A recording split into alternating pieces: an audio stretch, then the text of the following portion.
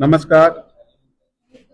दिनांक 25/5/2025 रोजी रांजणगाव गावाचे पोलीस पाटलाकडून आम्हाला एक माहिती मिळाली होती की खंडाळे रांजणगाव या दोघा गावातेमध्ये एका मेन रोडवरना म्हणजे पुण्यातून अहिल्यानगरला जाणाऱ्या रोडला उजवीकडे एक निर्जन स्थळामध्ये 3 शव अर्धवट जळाले असे मिळून आले होते.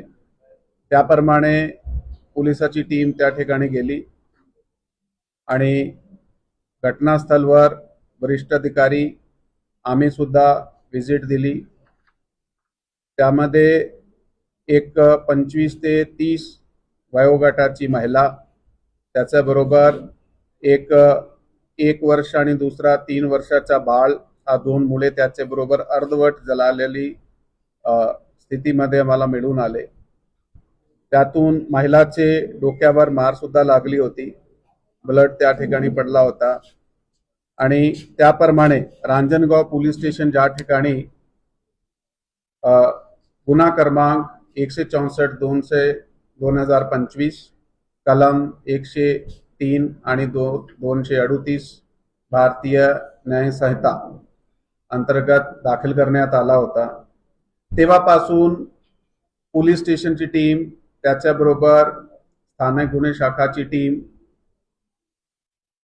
वरिष्ठ अधिकाऱ्याचे पथक त्याच्यात सतत तपासामध्ये आरोपीचा शोध आणि विशेषतः ओळख पटलेली नव्हती माहिताची ओळख पटण्यासाठी खूप काही उपक्रम करण्यात आले. त्यामध्ये 250 पेक्षा जास्त CCTVचा तपास करण्यात आला. 16,500 भाडेकरू तपासण्यात आले. रांजणगाव आणि पुण्याचे आजूबाजू ज्या ठिकाणी MIDC आहे, ज्या ठिकाणी बाहेरून येऊन कामगार काम करताय, त्याच्याबद्दल तपासणी करण्यात आली. त्या रस्त्यामध्ये 10 मिनिटांमध्ये 200 ते 250 व्हेकल पास होत आहे. CCTV मध्ये प्रत्येक व्हेकलची चाचणी करण्यात आली. 10वी 12वी पदवीनंतर पुढे काय? वैद्यकीय क्षेत्रात हवंय उज्ज्वल भविष्य आणि 100% रोजगार? मग निवडा केपी पॅरामेडिकल इन्स्टिट्यूट. प्रगत तंत्रज्ञान, दर्जेदार शिक्षण आणि कौशल्यपूर्ण प्रशिक्षण एकाच ठिकाणी. हो, आम्ही घेतो तुमच्या कौशल्य विकासाची जबाबदारी आणि आमचे विद्यार्थी सरकारी, खासगी हॉस्पिटल आणि नामांकित लॅबमध्ये कार्यरत. आजच प्रवेश घ्या. KP paramedical institute. शिक्षण, कौशल्य आणि रोजगारांचं विश्वसनीय नाव.